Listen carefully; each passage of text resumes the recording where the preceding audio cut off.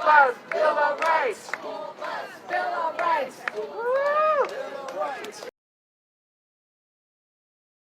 Every day she would ask me, Mommy, where's my bus? When's the bus coming? Mommy, when's the bus coming? Where's my bus?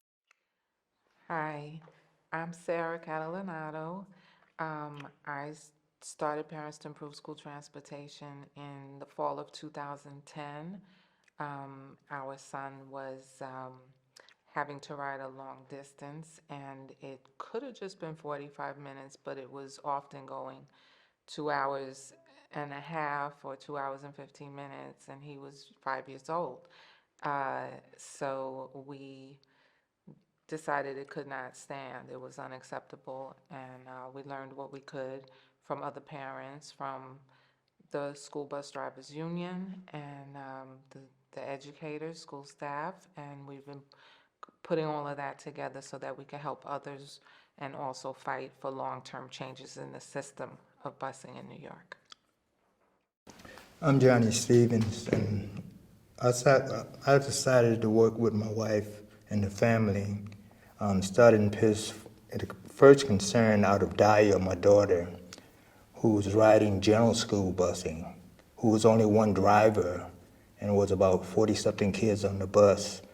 And we got to talk a lot to the bus driver about a lot of the problem that he'd been having, and we was trying to figure out, wow, that's a tough job.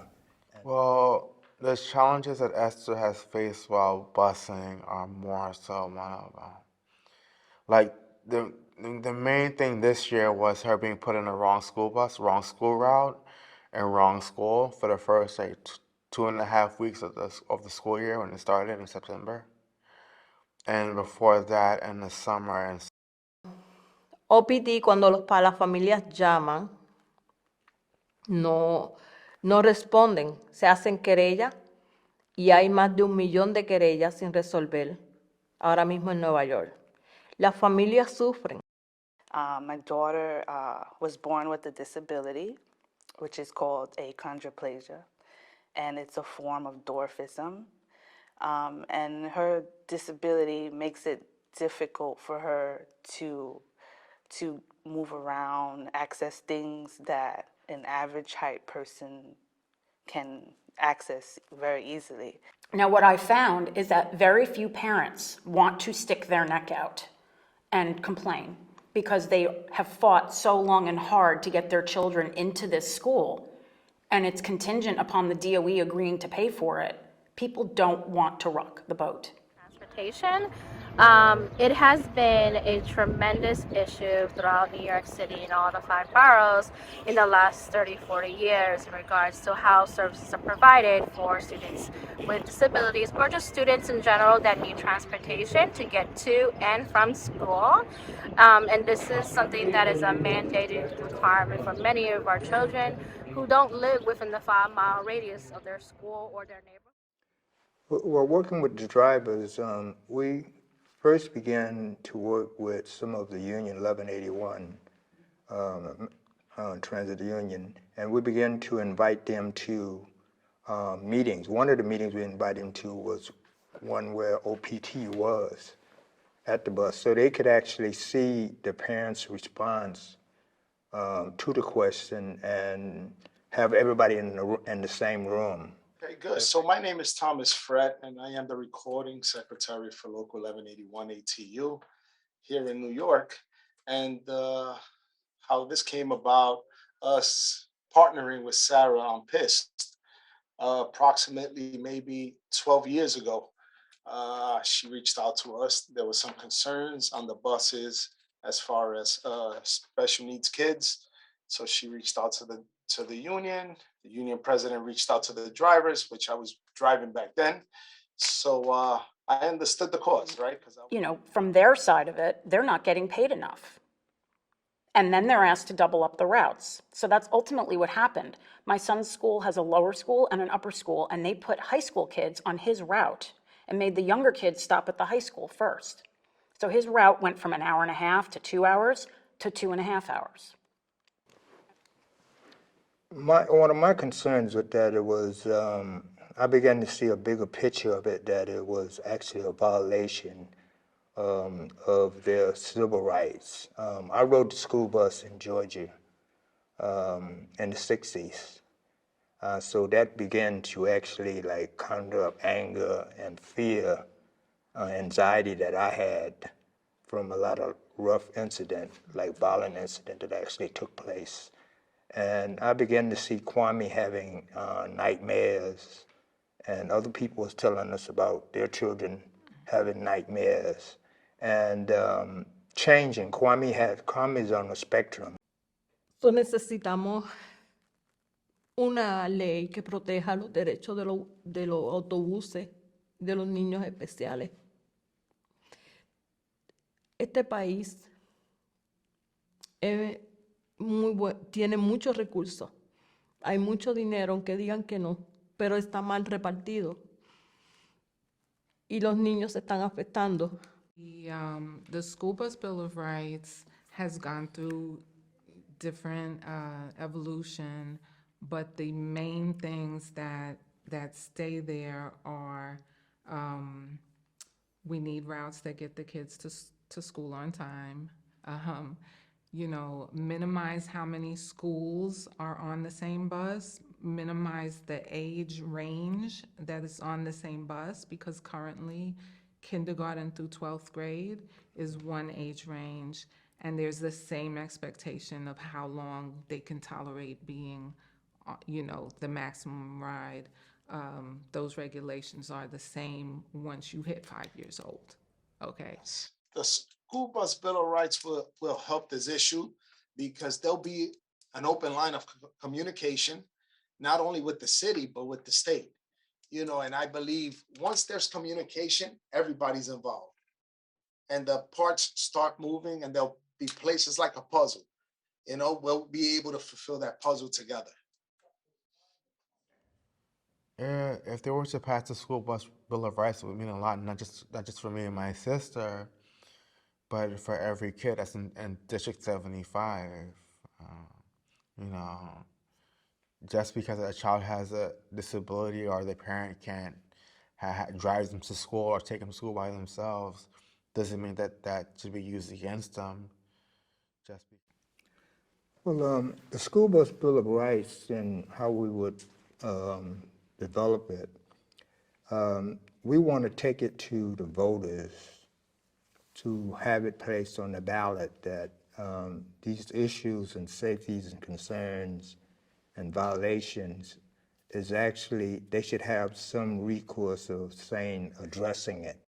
I understand more aspects of the problem and how big the problem is and how multi-layered it is and how insignificant our children are in the scheme of things to the DOE. It's the scale of the organization. It's the bureaucracy of the organization.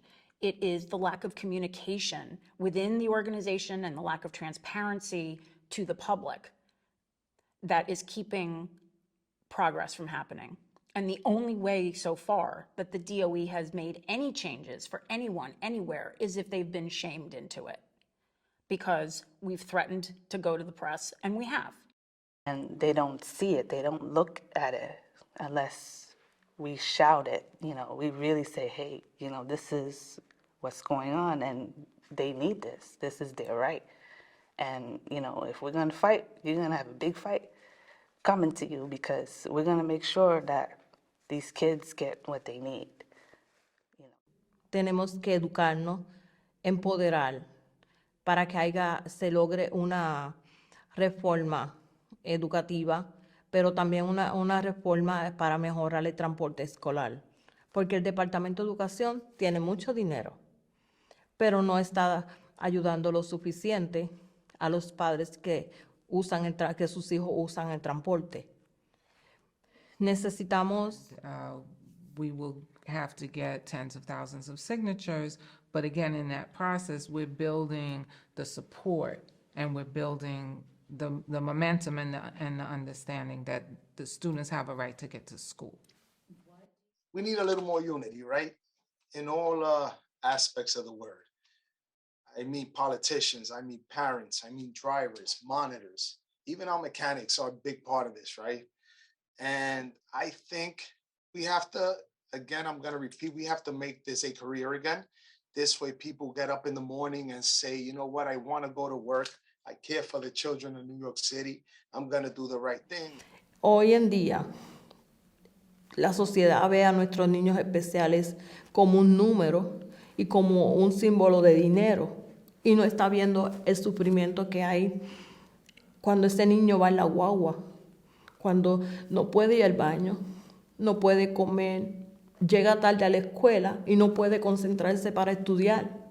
Y los niños especiales son muy inteligentes. Yo tengo... But this cannot continue to happen, because once these kids are on our bus, to me, I consider them my children.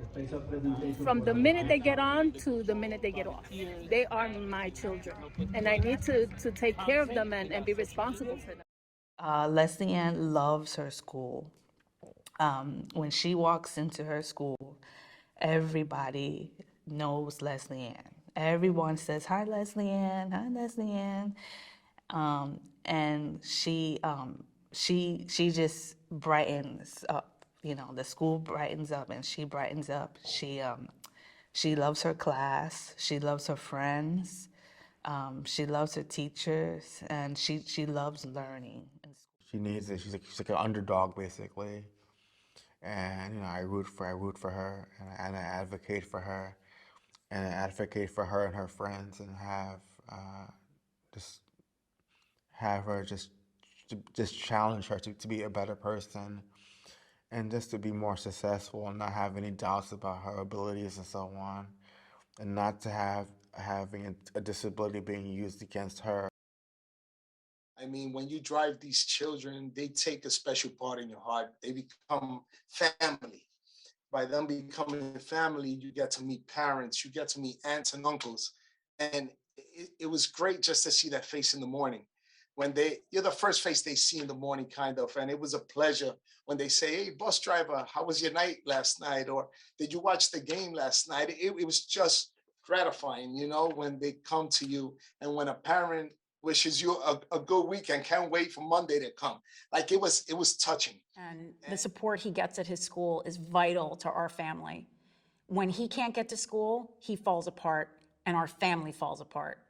And that's something that I have said over and over again to anyone who will listen. When my kid can't get to school, he falls apart, our family falls apart.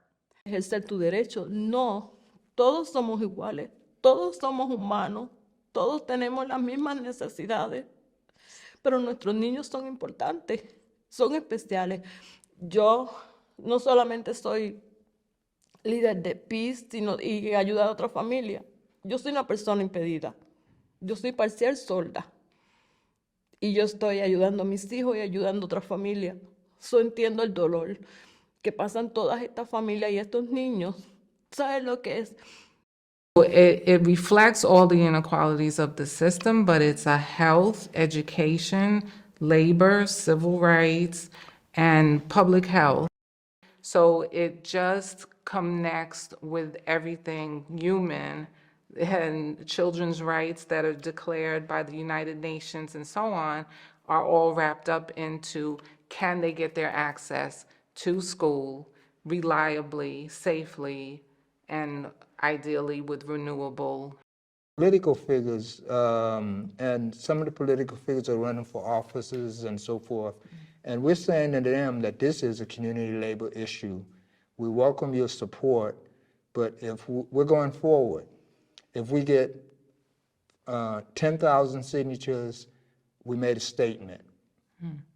But we're going forward with it because the issues that are affecting us and everyday community, and we ask people to be a part of it. And they don't see it, they don't look at it unless we shout it. We really say, hey, this is what's going on, and they need this. This is their right.